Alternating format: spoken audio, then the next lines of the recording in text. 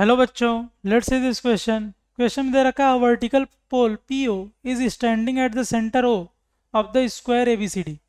ABCD square है, उसके centre पर एक पोल खड़ा किया हुआ है हमने। If AC subtends an angle of 90 degree at the top P of the pole, then the angle subtended by the side of the square at P। तो हमें बताना है कि इस स्क्वायर की साइड, जो स्क्वायर की साइड है वो पोल के टॉप पे कितना एंगल मेंटेन करेगी। वो पोल के टॉप पे कितना एंगल मेंटेन करेगी ये हमें बताना है। तो ये सपोज करते हैं ये हमारा ऐसा कुछ ABCD एक स्क्वायर है।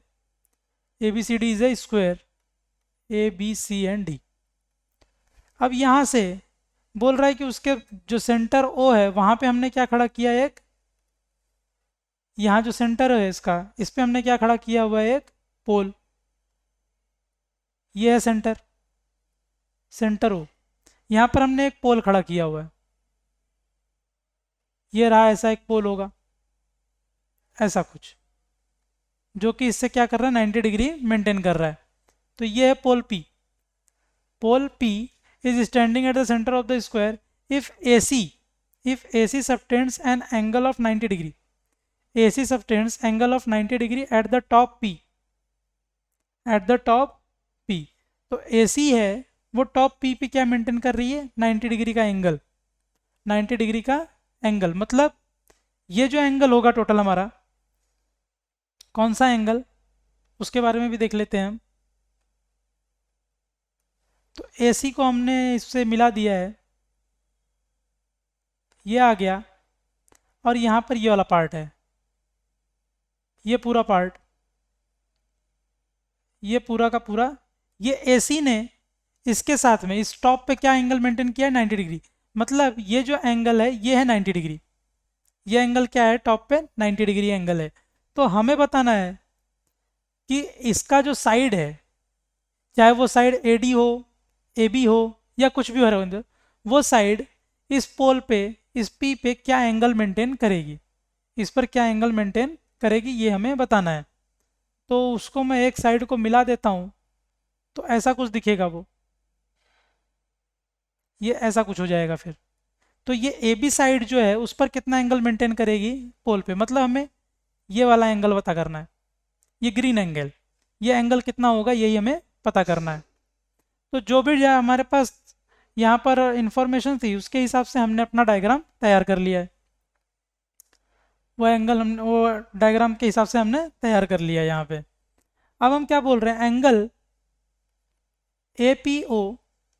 Angle APO is equals to angle CPO is equals to 45 degree. Angle APO and angle CPO obviously बात है दोनों सेम ही होंगे। क्यों?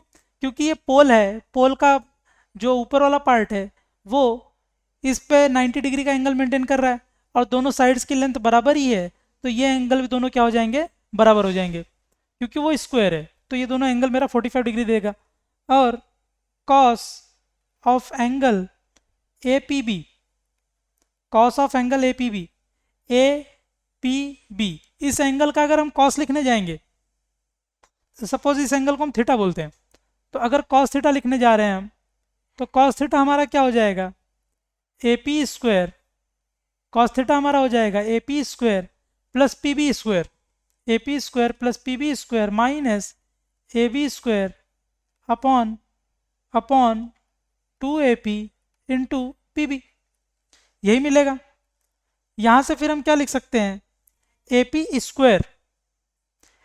स्क्वायर को हम क्या लिख सकते हैं, AP के स्क्वायर को AP स्क्वायर हमारा क्या दिखेगा, AO square plus PO square. क्यों? क्योंकि यहाँ पे ये वाला जो ट्रायंगल है AOP ये 90 डिग्री है, AOP एक राइट एंगल ट्रायंगल है, तो इस ट्रायंगल में अगर हम देखेंगे तो AP जो है हमारा वो हाइपोटेनस है, तो इसके हिसाब से AP स्क्वायर क्या मिल जाएगा, OP square plus AO square. Similarly PB square, ये जो हमारा PB स्क्वायर है इसको हम देखने जाएंगे, तो PB स्क्वायर को हम क्या लिख सकते हैं, BO स्क्वायर। क्यों? क्योंकि अगर मैंने इसको यहाँ से लेकर के यहाँ तक मिला दिया तो ये एक राइट एंगल ट्रायंगल बन जाएगा, ये वाला बी ओ पी क्या हो जाएगा, एक राइट एंगल ट्रायंगल। तो पी बी स्क्वायर हमें क्या मिल जाएगा, पी जिसका पी बी क्या होगा, हाइपोटेनस, तो वो क्या मिलेगा, P O square plus B O square, और ये माइनस ए बी स्क्वायर अपनी जगह पर ही है, upon 2AP into P B, 2AP into P B. तो यहाँ से हम क्या देख सकते हैं, 2 times of O P square, और यहाँ से देख लो A O square plus P O square, sorry A O square plus B O square, ये वाला ट्रायंगल देखते हैं अब। ए ओ बी ट्रायंगल में ये भी क्या है, 90 डिग्री है, ये भी क्या हो जाएगा मेरा, 90 डिग्री हो जाएगा। तो A O square plus B O square क्या मिलेगा मुझे, ए बी स्क्वायर के इक्वल मिल जाएगा। तो इस हिसाब से A O square plus B O square A B square है, तो ये इसके साथ कैंसिल आउट हो जाएगा। तो यहाँ से मुझे मिलेगा 2OP square upon 2 times A P into P B. तो यहाँ से 2 और 2 को कैंसिल कर दिया। अब इसको लिखेंगे, इसको हम क्या लिख देंगे भाई, O P upon A P into O P upon P B, O P upon P B. अभी O P upon A P, O P upon A P हम देखते हैं, ये है ओ पी और ये है ए पी। सिंस ये एंगल मुझे पता है वो 45 डिग्री है, तो यहाँ से हम क्या लिख सकते हैं, ए पी अपॉन, तो ये वाला ट्रायंगल में देख लें ए ओ पी, हम ट्रायंगल ए ओ पी को देख रहे हैं अभी। ट्रायंगल ए ओ पी में ये वाला एंगल मुझे पता है, ए पी ओ वाला एंगल क्या है, 45 डिग्री है। तो ये 45 है, ये 90 है, तो ये 90 है, तो हम साइन थीटा अगर लिखने जाएंगे इसमें, साइन ऑफ 45 डिग्री लिखने जाएंगे इस वाले ट्रायंगल में, तो साइन 45 डिग्री हमें कैसा दिखेगा, वो दिखेगा हमें कैसा, P O upon A P. तो यहाँ से ये क्या मिल जाएगा मुझे, साइन 45 डिग्री, तो ये मिल जाएगा साइन 45 डिग्री।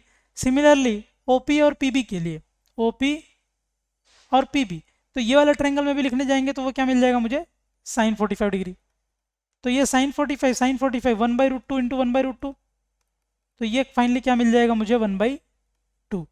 तो यहाँ से उस एंगल का कॉस मुझे मिल गया, जिस एंगल का मुझे रिक्वायरमेंट था, ये वाला एंगल, तो उस थीटा कॉस थीटा मुझे मिल गया, कॉस थीटा मुझे क्या मिल गया है, हाफ। तो कॉस थीटा मेरा क्या आ गया, हाफ। तो इसका मतलब थीटा कितना होगा, थीटा विल बी 60 डिग्री। तो थीटा फाइनली क्या आ जाएगा मेरा, 60 डिग्री। तो इसका मतलब एक साइड, स्क्वायर की एक साइड पोल के टॉप से जो एंगल मेंटेन करेगी वो एंगल हो जाएगा 60 डिग्री। तो answer C is correct. I hope you understood it well. Best of luck.